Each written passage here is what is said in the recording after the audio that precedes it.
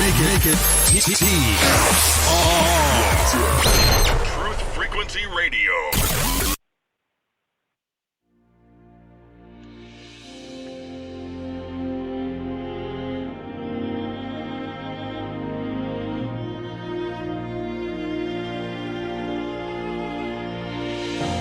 Welcome to Spirit's Journey, coming to you live on Truth Frequency Radio and simulcast on Oneness Talk Radio.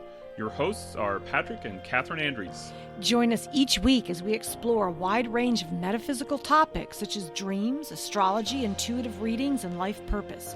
You'll receive practical guidance so that you can live your most awesome life. Learn more about what we do at intuitiveschool.com and connect with us on Facebook at Spirit's Journey Radio. This is Spirit's Journey. We're coming to you live on Truth Frequency Radio, your protection from deception. We are also being simulcast on Oneness Talk Radio. You can also find us on iHeartRadio, TuneIn, and TalkStream Live. We are here in the Heartland, holding the energy for spiritual truth and awareness. I'm Patrick.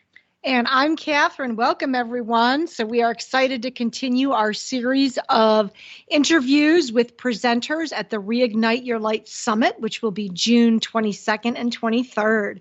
And so today we have Christian Sinclair. And I'm going to tell you a little about her. She's very interesting. She is a spiritual mastery teacher, spiritual profiler, healer, minister, speaker, and author. And having two parents, one of those who is Robin Rose, the organizer of the conference, who are prominent figures in spirituality and metaphysics, Christian has spent over 30 years in the spiritual field, surrounded by and trained with some of the most incredible healers and thought leaders of our time. Christian began her training and certifications in middle school and has been training for over 20 years. She's an expert, certified, or trained in dozens of various spiritual, metaphysical, and esoteric modalities, belief systems, and practices. She's worked with thousands of people around the world for over 10 years, teaching personal and spiritual mastery in life, health, relationship, finances, and business.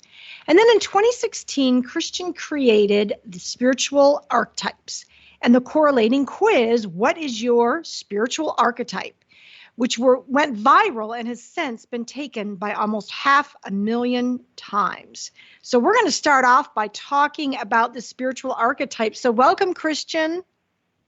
Thank you so much for having me. I'm so excited to be here. We're happy to have you. And so I'm really interested about this idea of the spiritual archetypes and how people determine which archetype they are.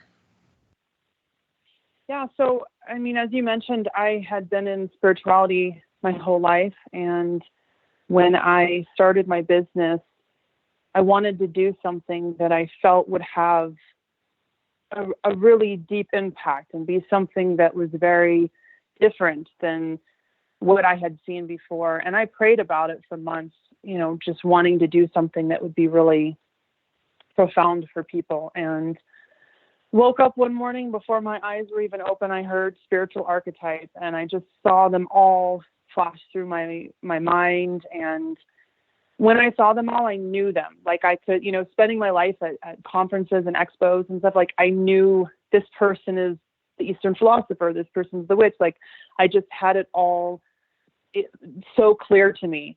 And I basically spent about 100 hours after that creating those. And it was just kind of a meditation and prayer practice that I did, followed by the writing of them. And then I launched the quiz, and as you mentioned, it went viral. But what the archetypes are is, what I say is it's like a compass or a guidebook. It's the 9 different paths, spiritual paths that we have in our lives. And, you know, I kind of mention them as like astrology signs. Like you have your sun sign, then you have your other signs. We all have the different signs within us, but some are more prominent than others. And that's kind of like how the archetype are. We have different archetypes within us, but we're maybe on more of one path at a certain time than others. And I've met people who have said, I went from A to Z, you know, like I went through all the archetypes and I can relate to all of them, you know. So it's using these archetypes as a guidebook or a compass for our spiritual path. They share the common blocks that the archetypes have. They share where imbalances may be, where the strengths are, what the lessons are.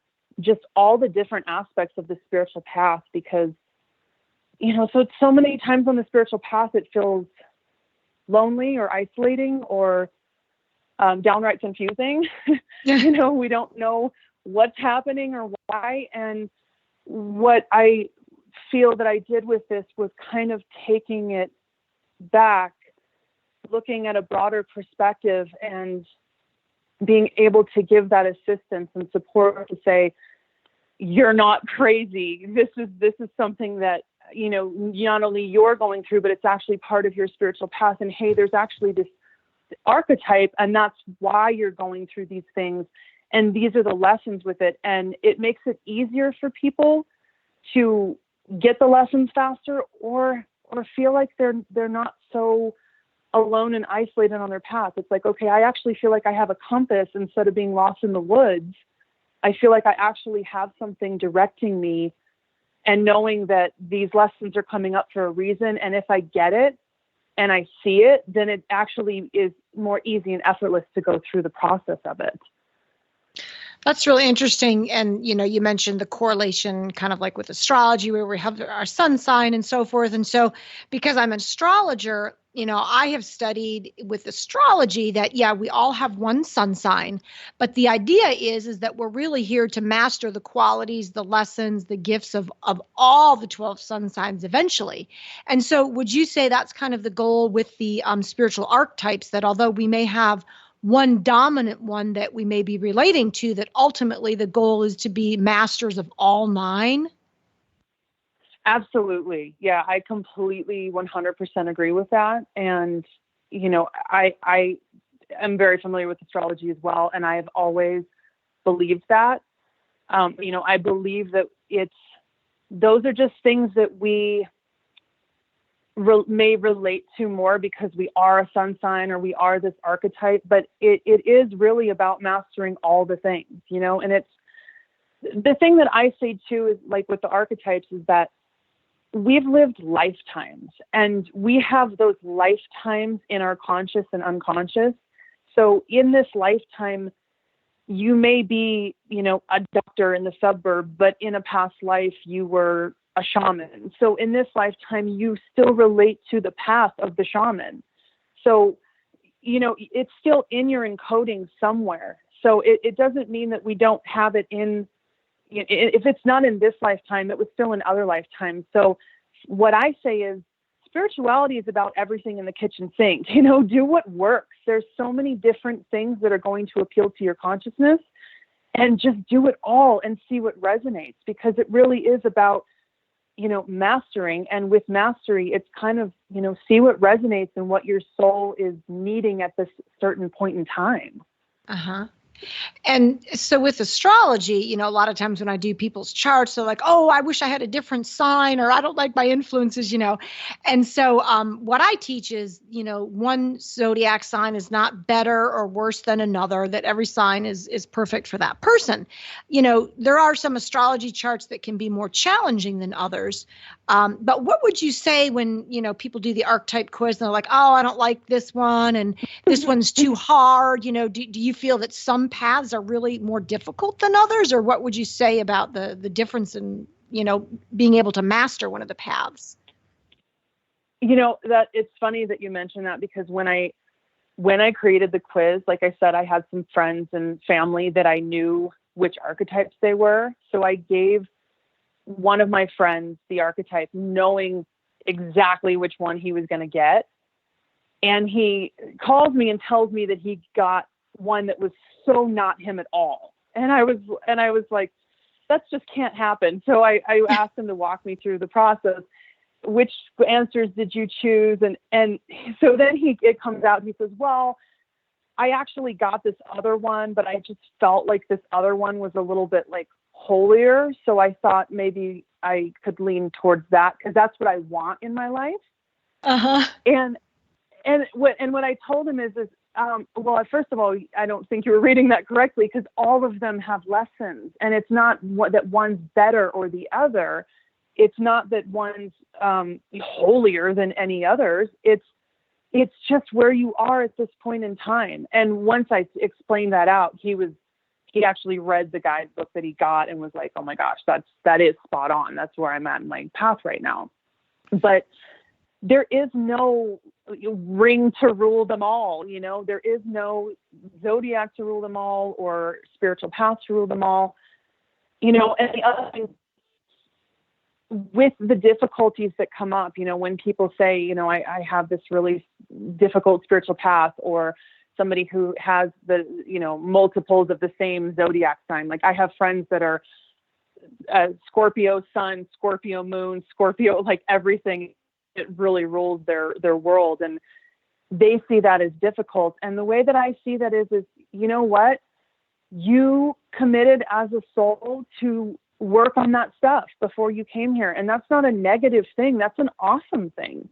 Like our human minds look at that as, oh man, I'm bogged down by all this stuff in my sign, in my chart, or, I don't want to be this archetype or whatever it is, but the way that I look at it is we're all going to the same place. We all have the same goals. And, it's just a way that we have this strength or this weakness, and somebody else has a strength and weakness, and we all come together and work together as a collective, and we all get to the same place. So I don't see it as harder or worse than. It's really just a matter of, I think, shifting the narrative around it and saying, you know what, I was so committed as a soul to do this stuff before I came, and that's the energy I'm going to bring into it, instead of almost like feeling victimized by my chart or whatever it is. It's kind of taking your power back and saying, I'm excited that I'm deciding to work on this certain thing in this lifetime, because that's showing in my soul that my soul actually knows that I'm ready to do these things and up level. That's so interesting, that experience that you're describing with your friend, because I think that's where sometimes people get confused, because there's this quality of energy of who we are and how we are expressing, but then there's often this quality of energy of who we aspire to be. And I think sometimes that can be a little bit confusing for people. Would you agree?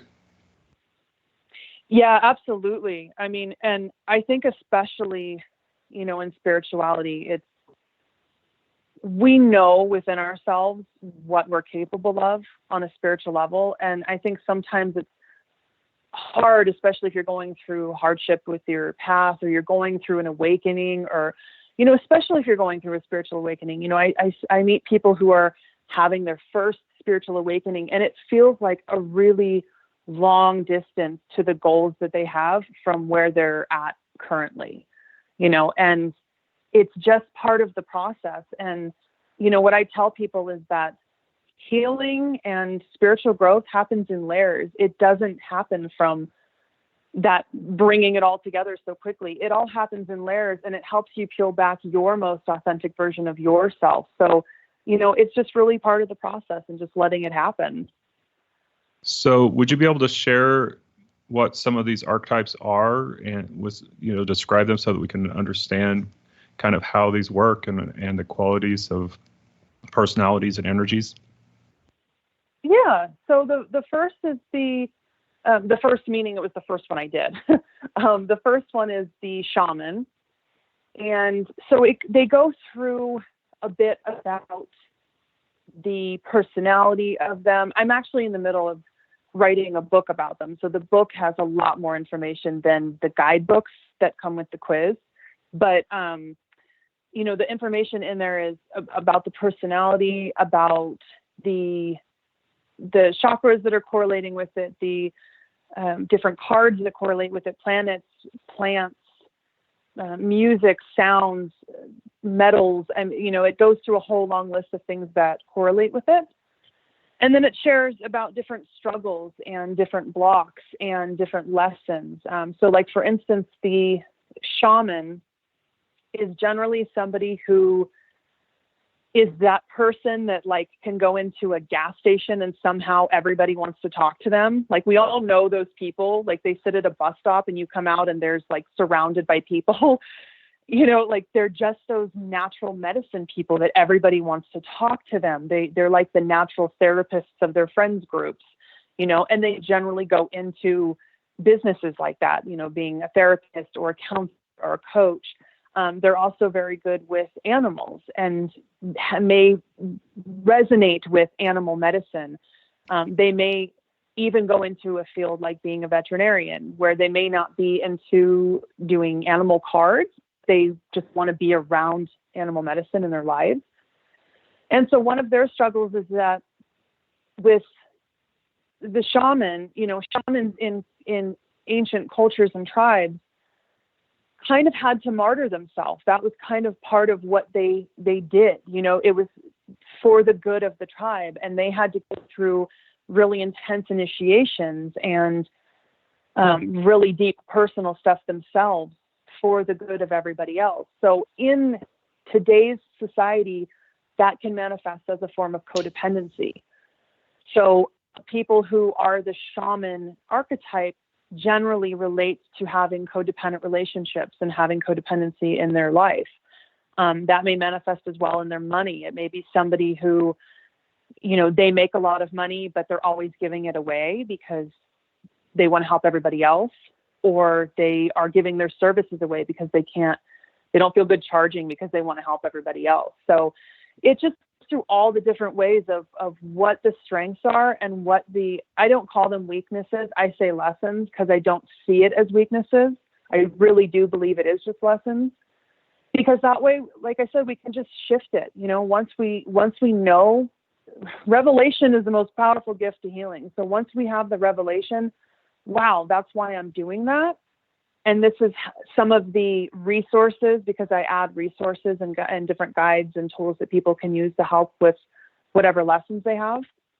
Then they can just tap into those things and hit the ground running in the direction they want to go. Cool. Yeah, I can definitely relate some of myself to that path. And, I took the quiz a while ago, and now I can't remember which archetype I was. I'm going to have to go back and retake it. Well, yeah, I think one of the difficulties of the shaman path, like you said, is charging for their services. And I can't tell you how many guests we have had on that we have touched on that subject, that so many people on the spiritual path, healers, metaphysicians, face that difficulty of, boy, I don't want to charge, or I don't charge enough.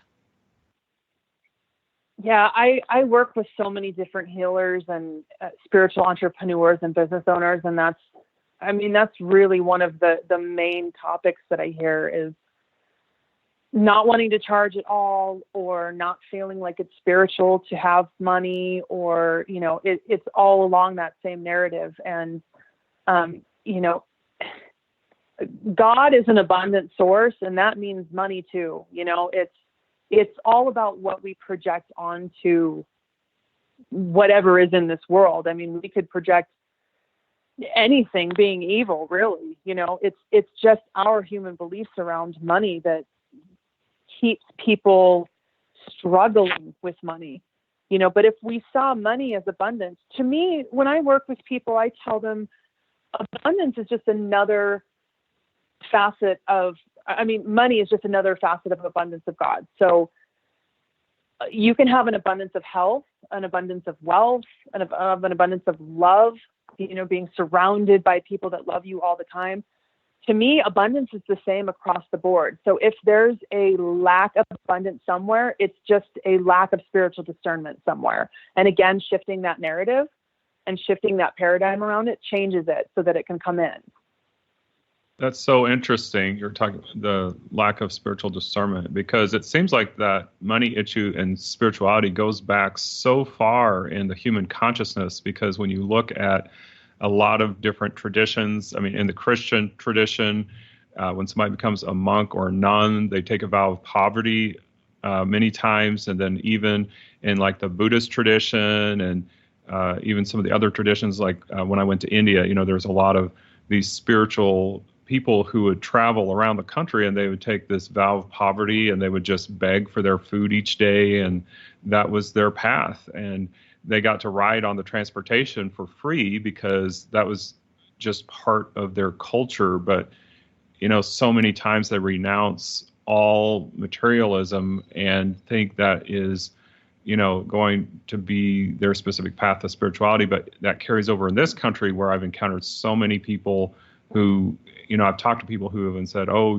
that's wrong to charge for spiritual healing work because that's God's work and you shouldn't charge for that. And yet, if you want to do that for your living, money is a necessary part of our lives, to be able to do the things that we do. And it's a way that we place value on things too. So, when people exchange money for a spiritual service, they're placing their value on spirituality. So it's a really interesting dichotomy that we live in. It certainly is. And what I believe, and there's so many layers to this. I mean, like you said, it's through history. There's but there's also historical parts of that too, where churches didn't want people to have money because they wanted to be in power. So there's a lot more to that than is in the conversation, because it's just something that we've carried on through centuries, thinking, if you're spiritual, you're supposed to be poor. And we never really looked at the historical reasons why that was even happening from government or other sources. But what I believe is that everything that we do should glorify God. And, that should be in our parenting, that should be in our business. That should be in our marriages or relationships. That should also be in our money. Everything that we do can glorify God. So for me, it's, are there people that have money that are not glorifying God? Of course. There are people that are having children that are not glorifying God. There are people that do lots of things that are not doing it for spiritual reasons, but we can do that for spiritual reasons. And if we make conscious decisions to do everything, I mean, think about how the energy of a conscious decision changes everything. The difference of, what happens when we're conscious in our marriage or our relationship, and we're conscious with how we're communicating, when we're conscious with how we're reacting to our children instead of, blowing up because they're having a fit, or reacting out of emotion because they're having a fit. If we stand in consciousness and just stay in that space, it has such an energetic value to it that really ripples out and affects not only our lives, but the people around us. And if we're consciously making money and being conscious with what we're doing with our money, then the whole consciousness around money changes in and of itself. Because there's a lot of holding on to this idea that money is evil. Money is a piece of paper. I mean, that's really giving a lot of value to a piece of paper. I mean, my kids draw on like 50 pieces of paper a day and just recycle it like it's nothing. But money has all of this connotation to it that we have given it.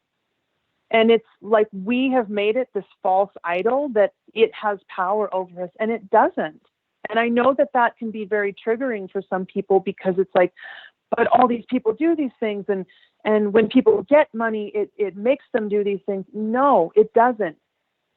It's a magnifying glass. That's all it is. The way that somebody acts with $1 billion is the same way they would have acted with $1, because it's a sense of lack within themselves. So if somebody's feeling lack with $20, they're still feeling lack with $1 billion, because it's a consciousness they're operating in, even if they have money. That's a great point. Yeah, so it's just about changing the consciousness and what we really believe about money. I believe that prosperity comes from God, and that can come in any form, whether that's in a bank account or winning tickets on a trip or whatever it is.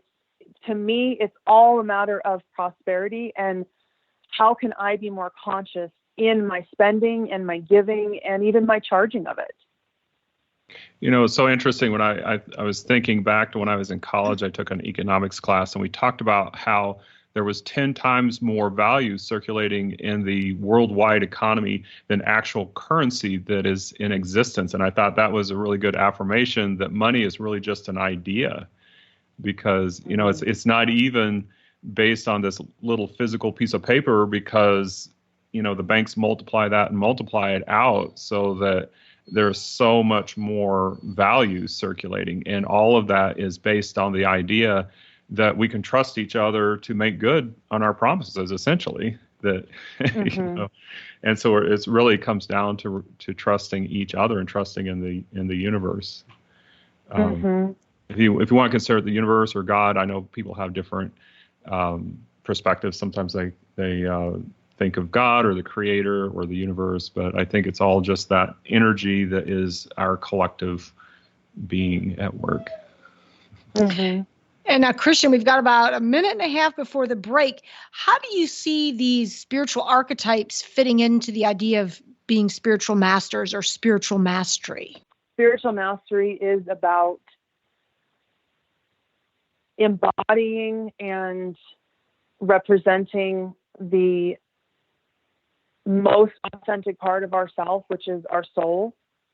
And just like you had just said about, whether you see that as God or the universe, whatever that is to you, clearly I use the word God, but whatever that is to you, the God within yourself, I think it's about living that as fully and completely as possible and bringing that into the world and sharing it with everyone. Because I believe that when we are grounded in our Christ consciousness or our authentic self, our soul, we're able to represent that and see that in each other as well. All right. Well, very interesting conversation. We look forward to continuing on the break. And so this is Spirit's Journey on Truth Frequency Radio. See you on the other side.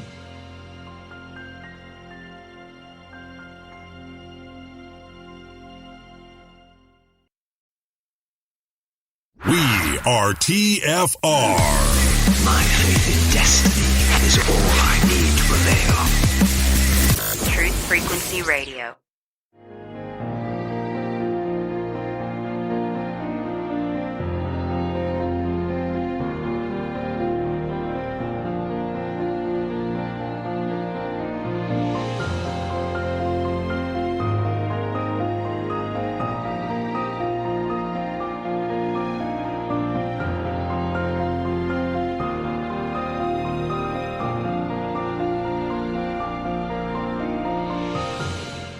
Welcome back from the break. You are listening to Spirit's Journey, coming to you live on Truth Frequency Radio. We also being simulcast on Oneness Talk Radio.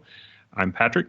And I'm Catherine. And today we have Christian Sinclair, who is going to be a presenter at the Reignite Your Light Summit, which is June 22nd and 23rd in Fort Lauderdale, Florida. So if you are ready for transformation and you want to be surrounded by some amazing presenters like Christian, Dee Wallace, Dan Millman, Robert Mack, Robin Rose, and more, then I suggest you take a look at the website, which is reigniteyourlightevents.com.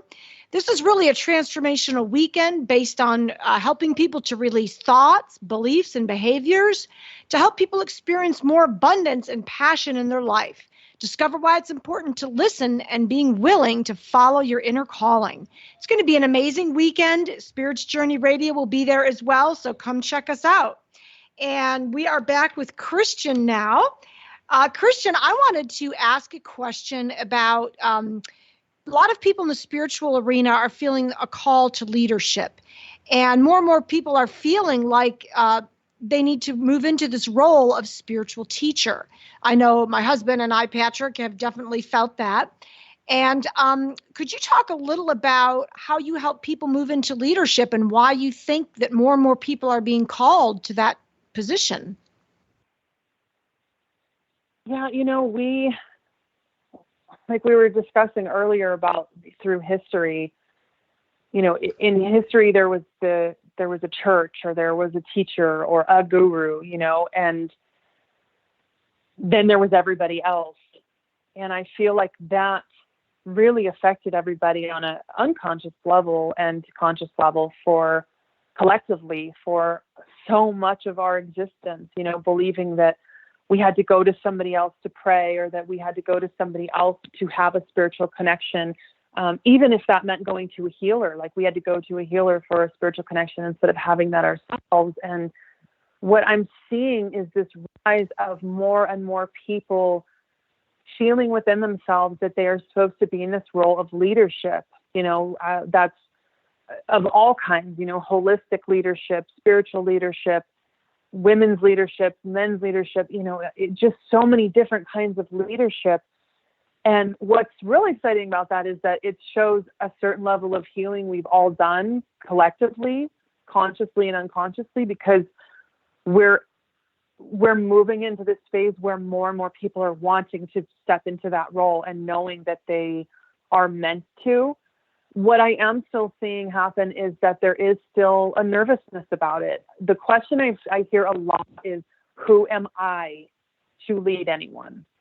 Who am I to lead someone spiritually? Who am I to share these stories that I have or these messages that I receive? And for anyone who's listening, if you're feeling that call, there's a reason that you're feeling that call. That intuition is your higher consciousness telling you that you are meant to do that. Spirit puts all dreams and desires into our heart. And if that desire for leadership is there, it's because Spirit put it there. And it's really our need to just get rid of our human mind that's telling us, I can't, or I shouldn't, or I'm scared, and just leap into faith and know that there's a reason that we're meant to do that. And that the way that Spirit moves through us is also unique, that the way that each and every person is a leader is different than the way anybody else is a leader.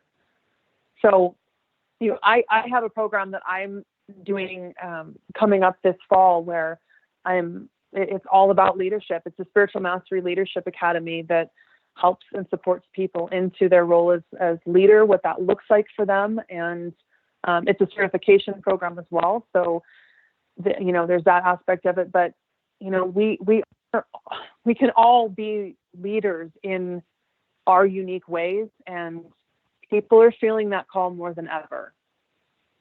I would say we agree with that. One of the things we teach our students to do is to connect with their mission. That's how we usually relate to it with them, is that before we came into this lifetime, there was something in particular that we wanted to give to the world. And there's also something we want to learn while we're here too. But as we connect with that, we fulfill what we had intended for this lifetime. So I totally agree with that it's really important for people to listen within, to use whatever intuitive tools they have learned. And meditation is a great one. That's one I recommend very highly many times. And sometimes, though, people relate more to just walking out in nature or something like that. I think that's one reason why a lot of people are drawn to fishing and hiking and things like that. But yeah, it's so important, and it gives us such a great, powerful meaning in life when we can connect with that. So I think that's a great message. Yeah, and the thing too is that I really believe that we are all created with intention and purpose. I don't believe there's any accident in this universe. And if we're all created with intention and purpose, then that means that we're all meant to be doing something really amazing. That doesn't mean that anybody's meant to be doing something that's making them unhappy. So if somebody's feeling unhappy, then stepping into that and meditating on that, if I'm created with intention and purpose, what does that mean for me? What does that mean for my life? And again, that takes our power back, because it's now life is happening for me and I'm a co-creator in it. And what can I do with this time, this gift that I have, that I can co-create something better than what I thought I could or ever thought possible? Yes, I agree. And speaking of ways for people to connect with that inner voice, I understand sacred sites are a great way to do that because they're so inspiring. And we keep hearing about sacred sites all over the world. And I think in this country, we seem to have this impression like there aren't really any sacred sites here. But you talk a lot about Salem, Massachusetts. Could you share a little bit about how that is a sacred place and how people can use that?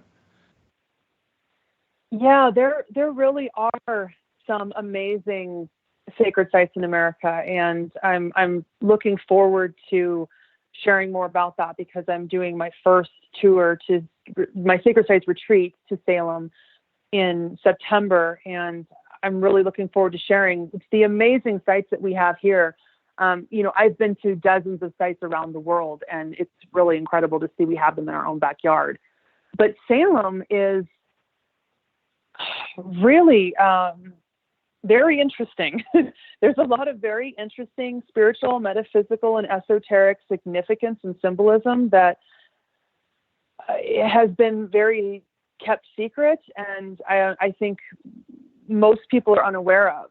Just through my own research and studying of it, there's a lot of really important significance that it has, that it was created from, just a little bit of background about Salem. It was created with the intent of, we're going to start a new world, just the way this country was. And we're going to leave that religious persecution. And this is so similar to our own healing path, right? Like we go through that, I'm going to leave this stuff behind and step into a new consciousness.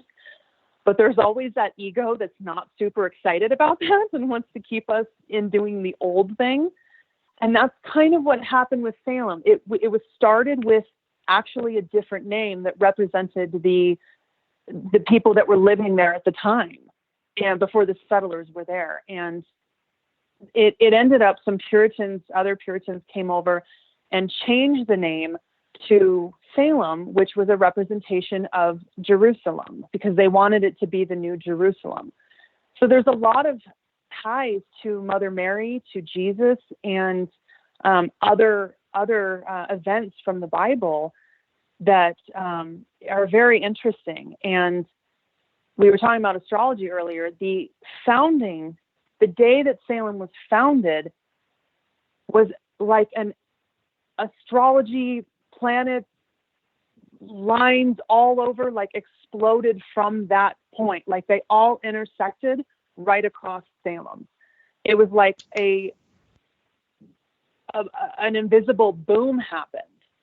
And it was this boom in our conscious collective of, are we going to step into this new phase, or are we going to stay back and do the same thing? And, there's a whole lot of information that I can share about it, but it matches a lot of ley lines where Mother Mary has been seen, and a lot of miracles have been witnessed. It ley lines with some very powerful vortexes.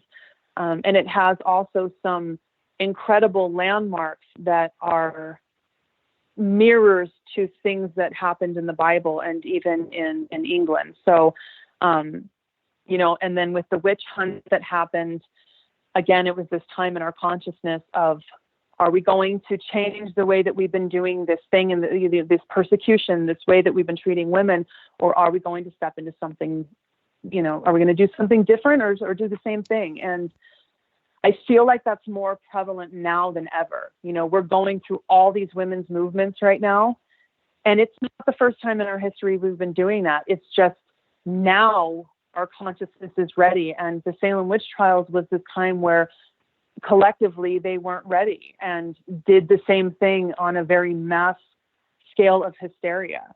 So it has so many different ties to the Bible, but also to what we're going through now in our consciousness. And that's what we're going to be doing there. We're going to be looking at how it is actually a very symbolic, spiritual place. All the different ties to Mother Mary, Jesus, and the Bible, and all these other incredible miracles that have happened, but also how it's relevant in our consciousness today and our healing today. I'm glad you brought up the witch trials, because I was going to say that it may seem like dichotomy to many people in their minds, because we're talking about Salem being a sacred site. And yet I think one thing that is foremost in many people's minds is the witch trials, which we consider to be a very evil part of our country's history. So it's very interesting that you bring that up, although I would say that is probably common in a lot of areas where there were sacred sites and a lot of things maybe were misunderstood. So there might have been conflicts and things like that that occurred because of that. Right. And, the Puritans that founded Salem were very fear-based people, so it was coming to this new consciousness. And again, going back to our home healing, if we're feeling so afraid of this new shift that we're feeling in our consciousness, that ego is going to do everything it can to convince us to stay the same and keep doing the same old thing, because that's where it's safe. And that's what happened with the witch trials. And there's so many, even with the witch trials, there was a lot of incredible, and Catherine, maybe I don't know if you've done any sort of charts for the witch trials or the founding or anything. Some people have, just because it's a big event in our history. But the astrology during the trials in itself was very interesting. What was in retrograde, what was happening, how it influenced the events. It was very interesting. It had a lot to do with the throat chakra and, voicing ourselves. And it's very interesting, just from the founding of it to the Salem witch trials itself, how, looking at all these pieces, it's like the whole universe came together to bring this situation to light, to look at it. And then what happens when fear infused instead of trust and faith and love. So you just gave me a great idea for another summer project to research the astrology and the Salem trials. I actually wrote Yes. I actually wrote a children's book. I'm still kind of touching it up. But part of it is based in Salem. And it deals with, this false belief that we have of witches, that they dress in black and they have this cauldron. And so I wanted, and all the Halloween books are about, goblins and ghouls. And I thought, this is giving kids the wrong impression of, the whole, dark night and witches. And so I shed some light on, the true meaning of, paganism and all those things. So that was really exciting. And I did some research on Salem. And one of the things that shocked me was how the men, if they saw somebody that they thought was a witch, she was persecuted, and they would fake trials and do all these things, to, be able to target these women. So that was pretty scary. Yeah, it was such a scary time in history, and the hysteria from it. And it's so interesting too, just from a healer's perspective, because one of the judges that persecuted the people that were hanged, he ended up having a lot of really horrible things happen in his life. And he was the one judge that never apologized and admitted wrong. And it's just interesting, how our own guilt and shame, bring that stuff up, because he had a lot of guilt and shame over what happened, and everyone did. It was this thing that happened, and then they tried to just pretend it didn't happen and say sorry. And it really had an impact on the world. This is where this part of the new world was created. And the energy of that was guilt and shame and hysteria and fear. And so that's partly too what we're going to be working on when we go to Salem for the Sacred Sites Retreat, is healing those feelings within ourselves, but also healing the land. We're going to be doing some earthing exercises and some healing of the land where these really intense tragedies took place, because the earth is like a body. Like in Chinese medicine, it has the meridians, it has the pressure points, and it has, all the nerves and everything. That's how the earth is. And it takes on trauma just like our bodies do. And we're going to be going there to learn all of this amazing information, but also look at how it comes up within ourselves, and then also healing the earth itself in those places. And for our listeners, do you want to mention, I'm sure there's people who this has piqued their curiosity and would possibly like to attend the workshop. Can you give any details about when the dates and how people could sign up for this adventure? Yes, it is September 27th through 29th. And that's actually right after the birthday of Salem. So the astrology is at its highest, which is awesome, because that's what we're going to be talking about a lot too. But it's on my website, christiansinclair.com. And it's Salem 2019. And it's just a few days of immersion, really getting into the history of it. And I'm really excited to bring light to it. Like you said, about it's kind of a dark event. You think Salem, darkness, witches. We're bringing light to Salem. That is because it is light. It was an event based in light, and the fear tried to cast that out. And we're bringing the light back to it to say that, you know what, this is the light. God was here.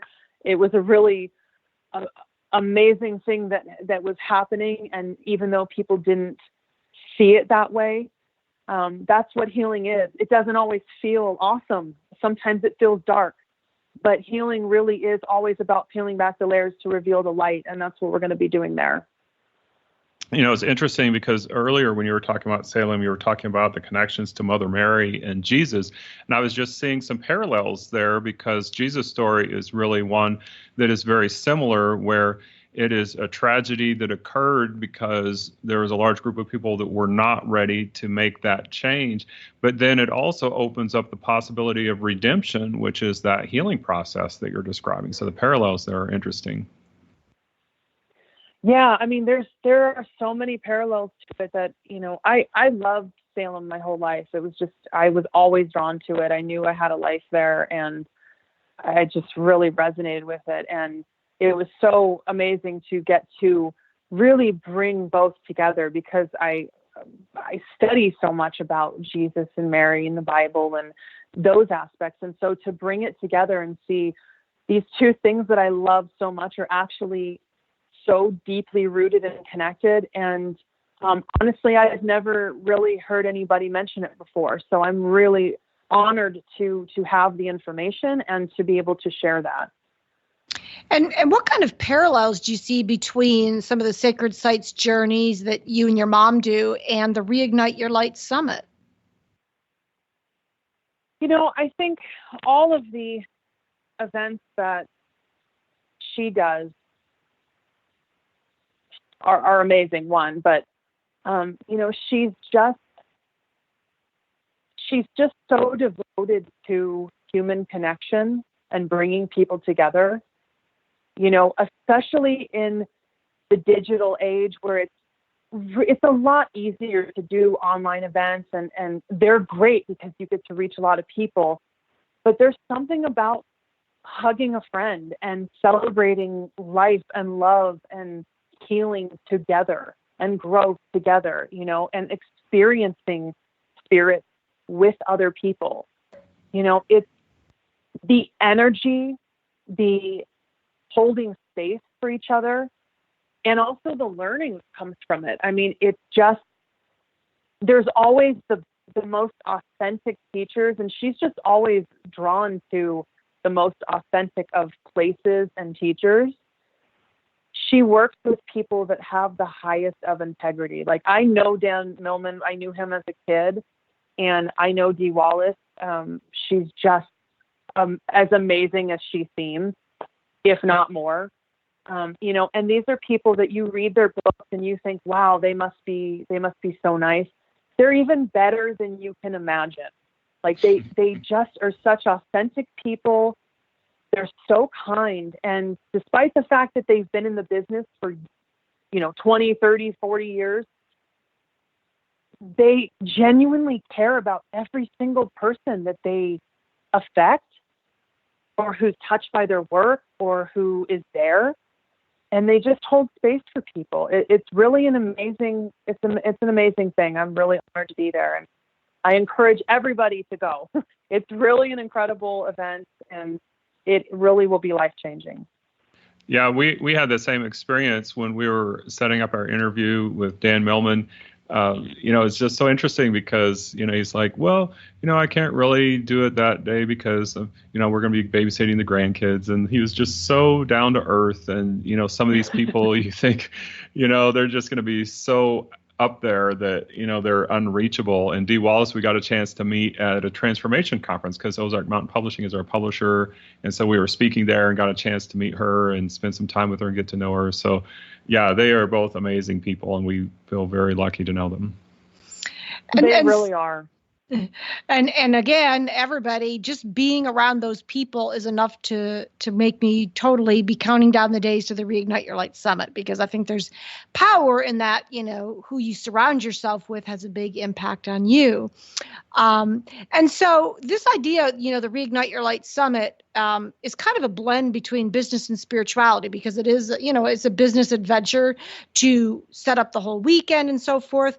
And a lot of people we've been talking to lately, we've been talking about how business is really intermingling with spirituality for a lot of people. And so what would you say about what you've experienced with spirituality and business kind of, intermingling these days? I love spirituality in business. I always joke, because when I was a kid, I had this idea in my mind that I was going to be a businesswoman, and I had no idea what I was going to do. But I don't know what I saw, like Working Girl or something, where I was so determined to have shoulder pads and a briefcase and was going to be like a spiritual working girl. And I just have always loved business, and I'm so excited to see how much it's coming together now, because, years ago, businessmen were building these empires with affirmations and mindset and all these different aspects that people didn't really take into account. And it's like, it's really coming out now that people like Rockefeller and, these people that became billionaires and millionaires actually were practicing spirituality in their life and their business.